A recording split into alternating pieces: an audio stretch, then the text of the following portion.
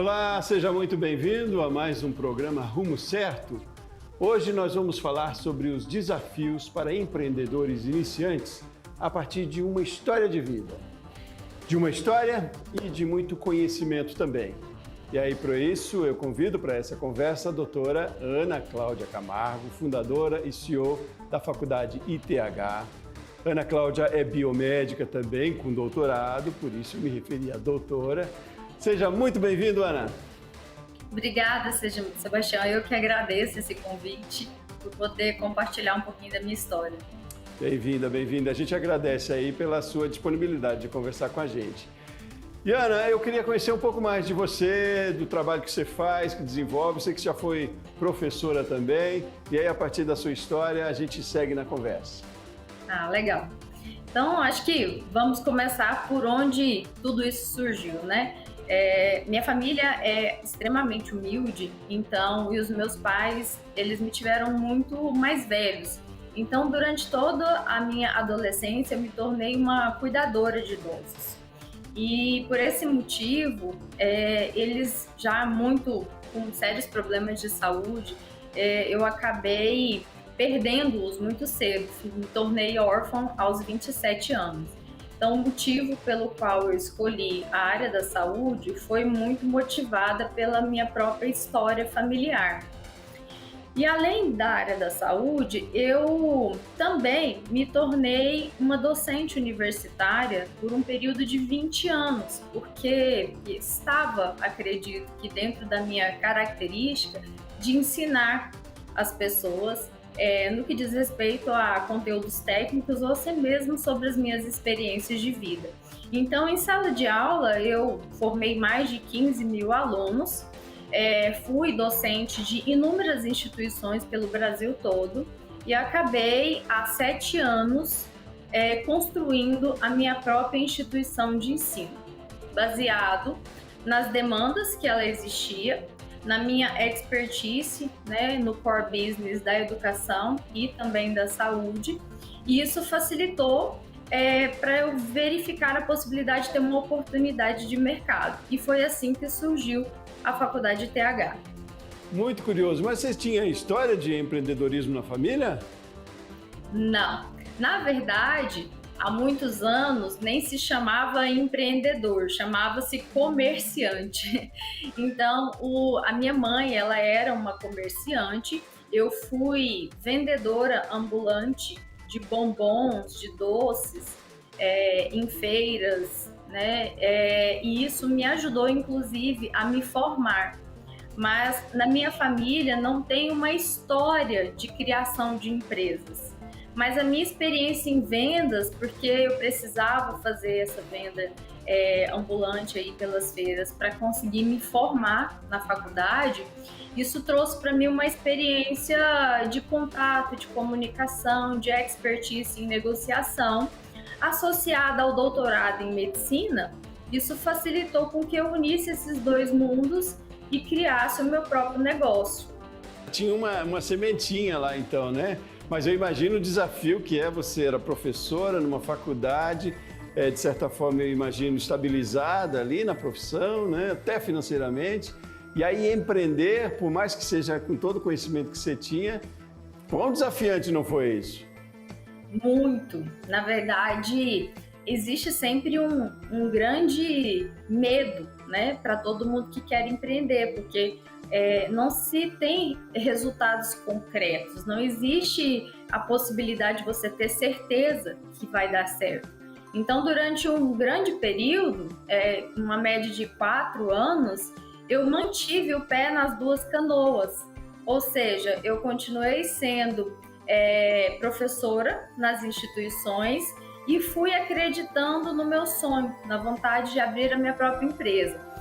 E a partir do momento em que eu percebi que eu conseguiria ao menos arcar com os custos fixos das minhas despesas, eu tirei o pé da canoa em que não fazia mais sentido, que era ser somente docente, e acreditei no meu sonho e coloquei ele como um único plano, plano A, em que não havia a menor possibilidade dele dar falhas.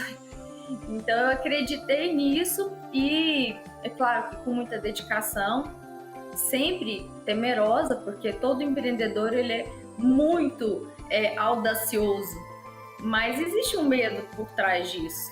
Só que a gente vai com medo mesmo, porque o que é importante é que a gente realize e coloque o nosso sonho em prática. A sua grande preocupação no começo era essa questão financeira, mas conhecimento você tinha bastante da área, né? Mas talvez não tanto de empreender, né? Qual foi o grande desafio, a grande preocupação, talvez o grande problema que você enfrentou no começo? Então, como profissional da saúde, eu não tive uma única formação durante a graduação, mestrado, doutorado, que me ensinasse o que era gerir, o que é empreender. Então, o meu maior medo era a falta de conhecimento em gestão, não conhecimento na área da educação ou da saúde, porque isso eu tinha. Mas eu precisava entender sobre os aspectos financeiros, gestão de pessoas, processos, e esse universo era um universo completamente desconhecido. Então, a primeira casa que me ensinou esses primeiros aprendizados na gestão foi o Sebrae, que é um grande apoiador de quem está iniciando esse processo de empreender. E ali eu comecei a estudar do zero. Só que você não tem, apesar de criar um plano de negócio, são poucos empreendedores que normalmente testam a sua ideia através de um MVP ou criam um plano de negócio. Então, as chances de falha quando você não tem uma validação e um planejamento é muito grande. Então, como eu aprendi que validar e criar um plano de negócio através do Sebrae, eu consegui entender que isso era importante, então as chances de falhas, elas acontecem, mas elas foram minimizadas. E foi por esse motivo em que durante essa trajetória de 7 anos, nós somos uma empresa altamente sustentável. Em nenhum momento nós passamos por dificuldades, nem mesmo na pandemia. Olha, que interessante isso, né? Vocês estão bem calçados. Agora é curioso mesmo, né, que você fez referência, apesar da formação, e a gente tem a cultura ainda, né, da formação acadêmica, mas não voltada para o empreendedor, né? De formar profissionais sim, o que é muito bom, né? Mas não com essa visão empreendedora. Em todas as áreas a gente tem essa dificuldade, né? Talvez na administração tenha um pouco menos, né? Mas você percebe isso, né? E, enfim, até do conhecimento de quem se formou com você, quantos são empreendedores, né?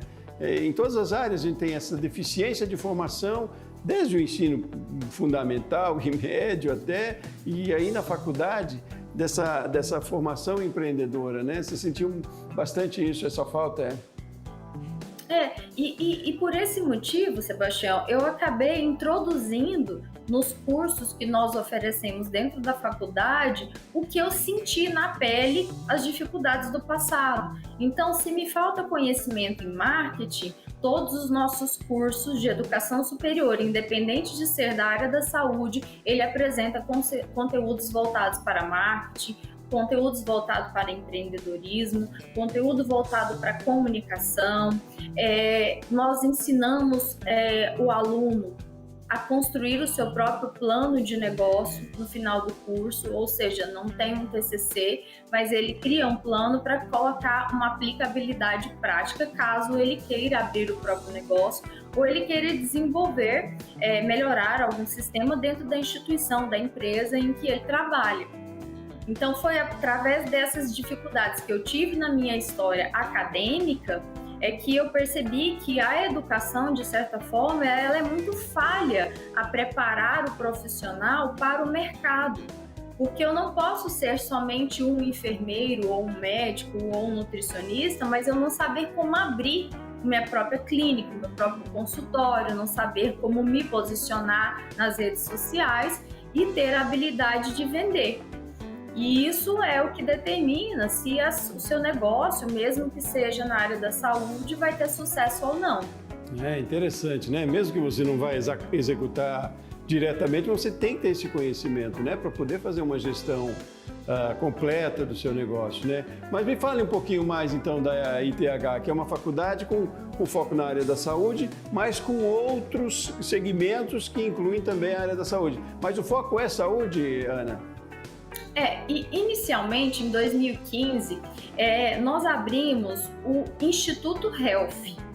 Por isso é que esse nome, ele teve que ser modernizado, até por uma questão de pronúncia, e nós atualizamos no decorrer dos primeiros anos para ITH, como sendo uma abreviatura, né? Então, o ITH, ele foi por um período somente um instituto de pós-graduação. Em 2021, nós nos tornamos faculdade e eu entrei no processo de cadastramento do ensino superior no MEC, que é altamente burocrático e demorado, em 2020, exatamente no auge da pandemia, ou seja, foi uma decisão altamente arriscada, mas ela era necessária naquele momento para dar solidez ao meu modelo de negócio. E em 2022, com essa capilarização do ITH, sendo uma instituição em que a principal formato de educação é no digital, e nós temos alunos em todos os 26 estados e mais no Distrito Federal, nós nos tornamos então uma EdTech em 2022. Ou seja, nós aplicamos a tecnologia junto com a educação desde a primeira ponta até o final da formação do nosso aluno. Então, todo ponto de contato entre o cliente ou entre os departamentos, existe a tecnologia inserida dentro do processo para melhorar um pouco a experiência do aluno, para ele ser atendido de uma forma mais ágil. E isso fez com que a Faculdade de TH se tornasse uma EdTech e que a gente pudesse ampliar muito, crescer muito nesses últimos 3 anos. Ótimo. Vocês estão, a sede é em São Paulo, de qualquer forma, né? Na verdade, a matriz foi criada em Goiânia, no Centro-Oeste, aí próximo de vocês.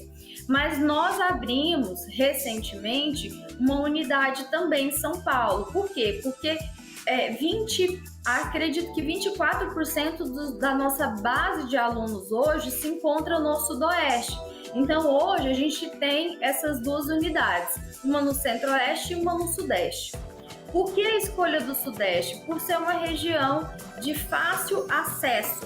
Quando o aluno há necessidade de realizar um estágio ou uma prática, ao invés dele ter que se deslocar ao Centro-Oeste, que tem um pouco mais de dificuldade de mobilidade, ele pode escolher a unidade de São Paulo para fazer isso.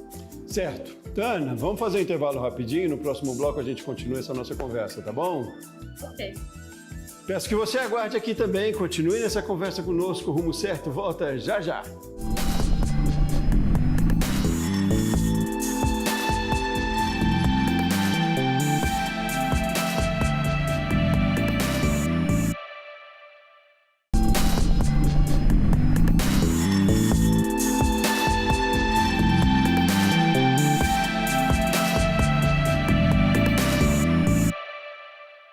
De volta com o programa Rumo Certo, hoje nós estamos falando sobre os desafios para quem está começando a empreender.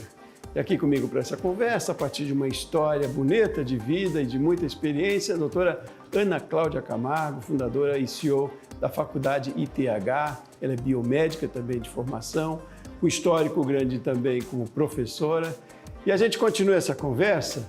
E eu tinha iniciando agora já, entrando já mais no foco da gestão mesmo, doutora, o quanto tem sido importante ou tem sido demandado até a procura por cursos na faculdade, mas importante desse entendimento de gestão para desenvolver um negócio com eficiência, né? Mais do que o conhecimento técnico. E a gente falando de gestão hoje, eu tenho visto, a gente tem discutido muito aqui no canal, de gestão de pessoas também, né? O quanto tem sido importante, até para uma mudança de comportamento, né? Para uma mudança de intenções dos novos profissionais que já não buscam tanto uma carreira, mas buscam ser felizes nas suas empresas e mais eficientes, né?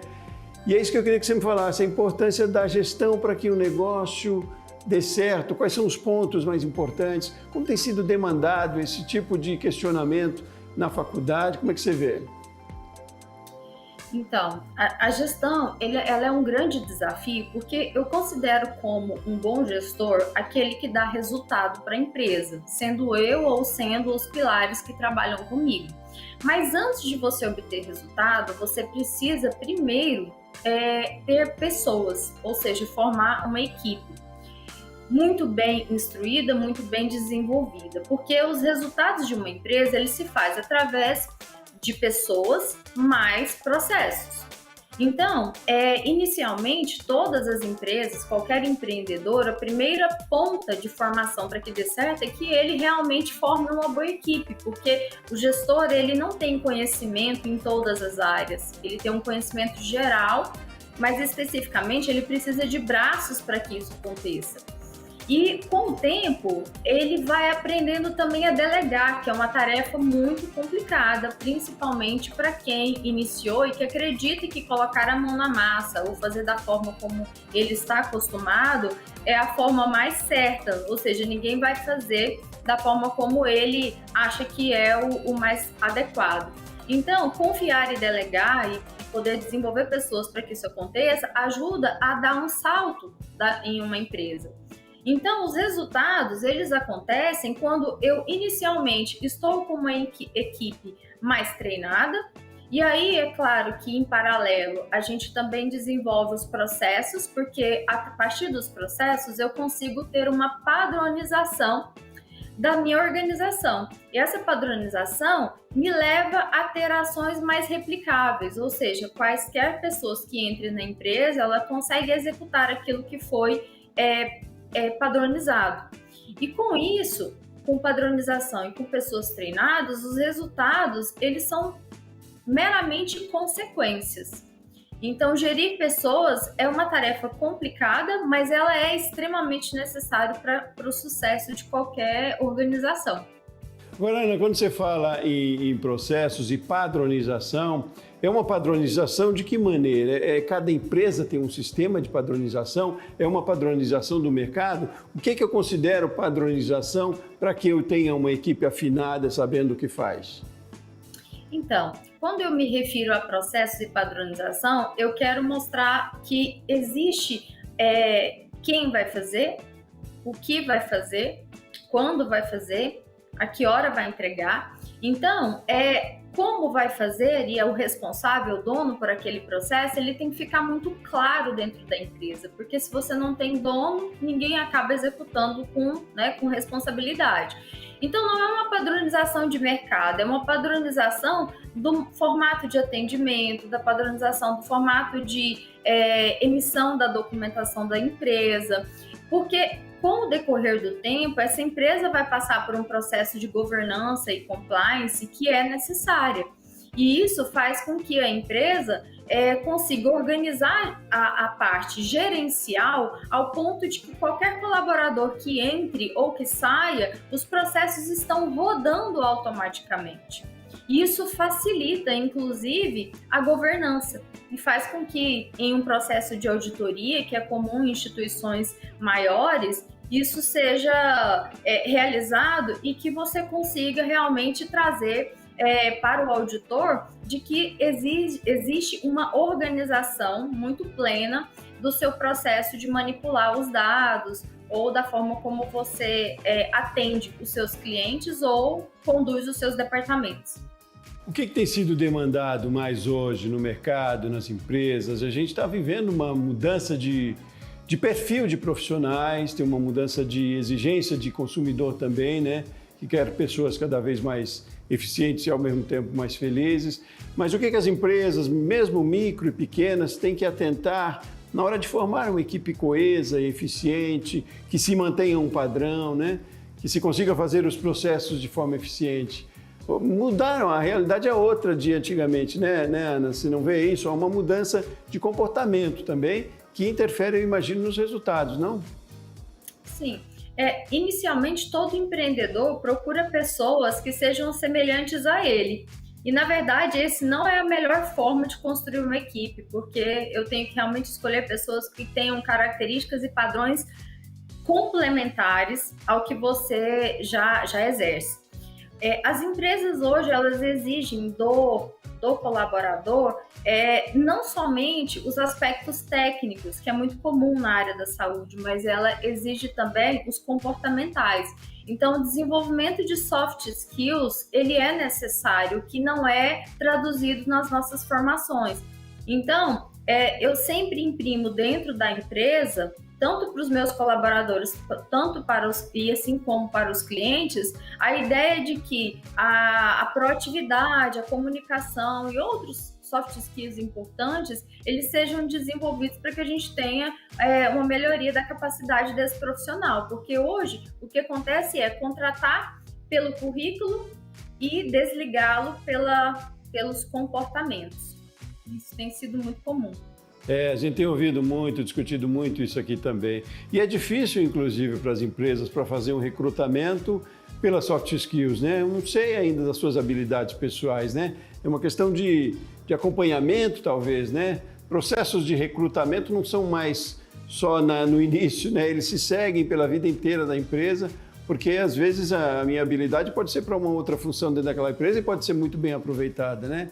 Então envolve nisso aí também uma liderança, uma gestão também muito capacitada para isso, né? Não é mais um trabalho de cima para baixo, é um trabalho conjunto, né, Ana? Sim, particularmente eu acredito que o gestor, de certa forma, ele tem que estar envolvido nos processos de contratação e não delegar essa função para uma empresa terceirizada e acreditar que essa empresa vai trazer o melhor colaborador. Porque se você identifica numa entrevista que a cultura daquele colaborador ou os valores que ele apresenta durante a entrevista, ela não comunga com os da empresa, não faz sentido a contratação.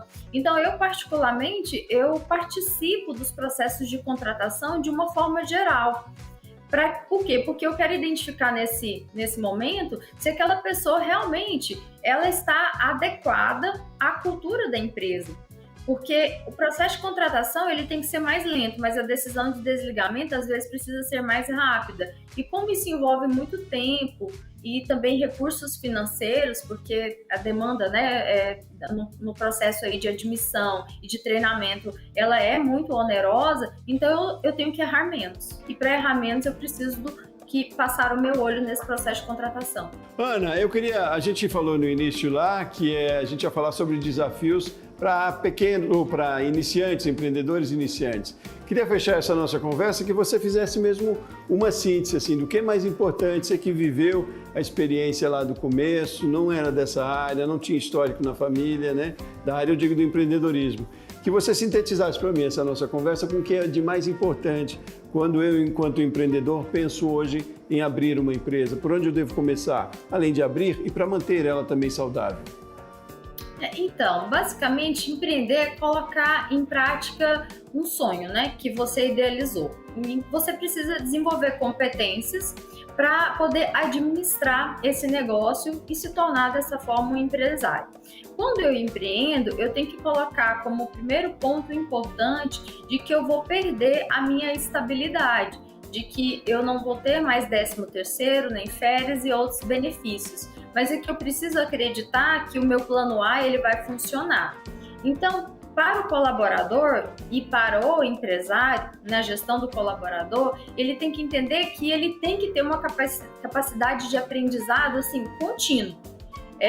O empreendedor ele está aprendendo, consumindo conteúdo a todo momento. Ele tem que ser extremamente resiliente, porque os obstáculos vão acontecer a todo momento. Ele tem que ver que o foco dele tem que estar no cliente, no sucesso do cliente.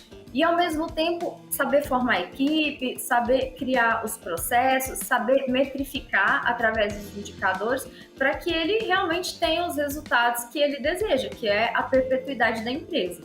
Ótimo. Doutora Ana Cláudia Camargo, muito obrigado pela sua participação, pelas suas histórias, pelos seus esclarecimentos aqui para a gente. Foi um prazer tê-la conosco e tenho certeza uma conversa muito produtiva para quem está em casa também. Um abraço grande, muito obrigado, viu? Obrigada eu pela oportunidade. Até mais. Até mais. Até mais, você também. O Rumo Certo volta amanhã. Um abraço grande.